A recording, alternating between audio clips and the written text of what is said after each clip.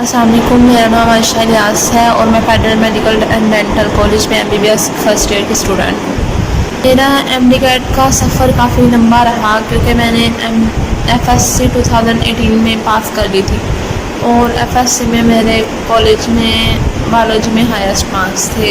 Kips college से मैंने FSc की थी और मतलब मैंने किप्स कॉलेज को ज्वाइन किया तो मुझे एक पढ़ने का मेथड समझ में आया कि किस तरह से पढ़ते हैं और फिर आहिस्ता आहिस्ता मेरी मतलब पढ़ने की रूटीन अच्छी बनती गई। फिर मैं मतलब अपर लेवल पे जाती गई और एफएससी में अच्छे मार्क्स आए थे। उस टाइम पे 2018 में मेरे मार्क्स थे 1001 और एमडी कैट में मेरे मार्क्स 800 और कुछ आए थे, मतलब बुरे मार्क्स थे और उसकी वजह से मेरा एग्रीगेट 84 बन रहा था। काफ़ी डिसहार्ट हुई मैं क्योंकि एक उम्मीद थी कि डॉक्टर बनना है, पेरेंट्स की भी ख्वाहिश थी और अपने मतलब दिल में भी आ गया था कि नहीं कुछ करके दिखाना है, डॉक्टर बनना है। तो मैंने भी सोचा हुआ था कि डॉक्टर बनूँगी इंशाल्लाह, लेकिन एडमिशन हुआ और एग्रीगेट काफ़ी थोड़ा बना था तो मैं खुद बहुत परेशान हो गई थी और डिप्रेस्ड रहती थी काफ़ी। फिर मुझे एडवाइस दी सबने कि तुम रिपीट कर लो, तुम काफ़ी इंटेलिजेंट हो, तुम्हारा हो जाएगा। मैंने सोचा ठीक है कर लेती हूँ रिपोर्ट। तो मैंने रिपीट किया, एक साल घर में रह के मेरे मार्क्स अच्छे आए थे और मेरा एग्रीगेट 84 से 90 पे चला गया था 2019 में और नम्स में मेरे 180 प्लस मार्क्स आए थे। लेकिन वहाँ पे भी एफएस में इतने मार्क्स नहीं थे कि मेरा एडमिशन हो जाता और उस टाइम पे एग्रीगेट बहुत ज़्यादा था तो यूएचएस में भी नहीं हुआ और नम्स में भी नहीं हुआ। लेकिन फिर मैंने साथ में बीएस ऑनर्स में एडमिशन ले लिया शेख ज़ायद में और साथ साथ फिर मैंने एमडी कैट को टाइम देना शुरू कर दिया। मेरी रूटीन में इस तरह होता था कि मैं फ़र्स्ट टाइम कॉलेज में जाती थी, कॉलेज से मैं 11-12 बजे फ्री होकर उसके बाद बस मेरा मेन फोकस होता था कि मैंने एमडी कैट पढ़ना है। रेस्ट करके एमडी कैट शुरू कर देती थी और थोड़ा बहुत सो लेती थी बीच में। पावर नैप्स ज़रूरी होते हैं आपके लिए, इससे आपको पढ़ने में भी हेल्प मिलती है और दूसरा ये जो आप पढ़ते हो वो आपके माइंड में रहता है। और फिर मगरिब के टाइम फिर मैंने उठ के पढ़ना स्टार्ट करना और रात को कोई 1-2 बजे तक पढ़ना, इस तरह होता था। और मतलब मेरा मेन फोकस यही था कि मैंने बस एमडी कैट क्रैक करना है और मैंने एमडी कैट पढ़ना है। तो दिन रात बस मैं एमडी कैट पे लगी रहती थी, बहुत फोकस्ड होकर पढ़ा मैंने एमडी कैट को और अपने डायरेक्शन या अटेंशन कहीं और डाइवर्ट नहीं होने दी। एमएलटी में भी मैं थी लेकिन मेरा मेन फोकस एमडी कैट था। एमडी कैट का टेस्ट हुआ, मेरे अच्छे मार्क्स आए।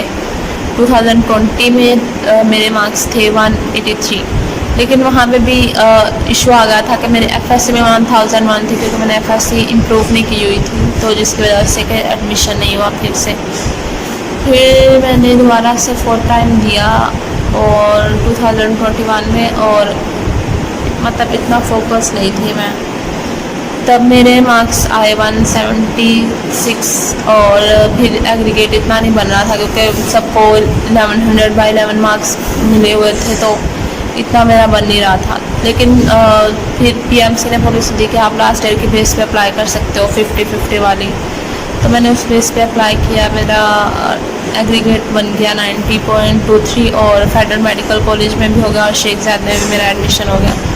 तो मेन बात यह है कि जब आपने कोई भी गोल अचीव करना हो तो उसके लिए आपको कंसिस्टेंसी चाहिए होती है। कंसिस्टेंसी से मतलब ये होता है कि आपको पता हो आपका गोल कौन सा। दूसरे नंबर पे आपने उस गोल पे कंटिन्यूसली वर्क करना है जब तक कि आप उसको अचीव नहीं कर लेते और उसको अचीव करने के बाद अपना हायर गोल सेट करें और उसके ऊपर काम करें।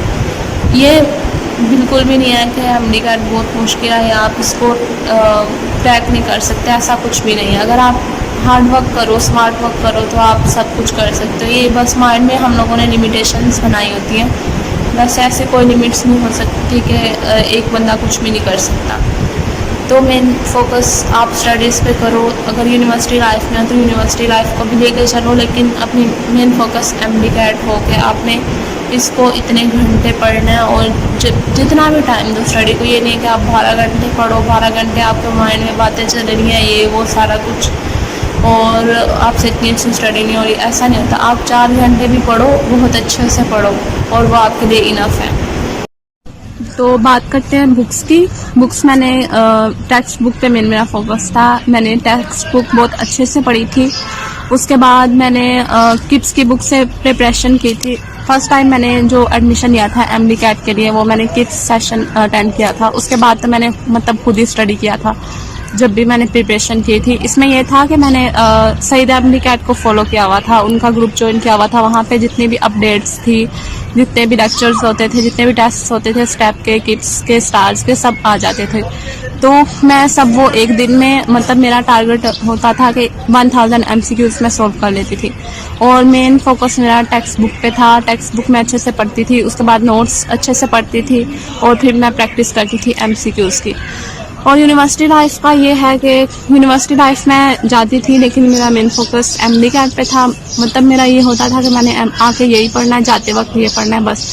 यूनिवर्सिटी लाइफ में बाद में जो एग्जाम्स वगैरह वो भी मैंने अल्हम्दुलिल्लाह पढ़ के पास कर दिए थे, लेकिन मेरा मेन गोल यही था कि मैंने एमडी कैट को क्रैक करना है। और फोकस में इस तरह से रही थी कि जब आपके दिल में एक चीज़ के लिए ख्वाहिश आ जाती है ना, एक विश पैदा हो जाती है, तो फिर आप उसके लिए ऑटोमेटिकली वर्क करना शुरू कर देते हो।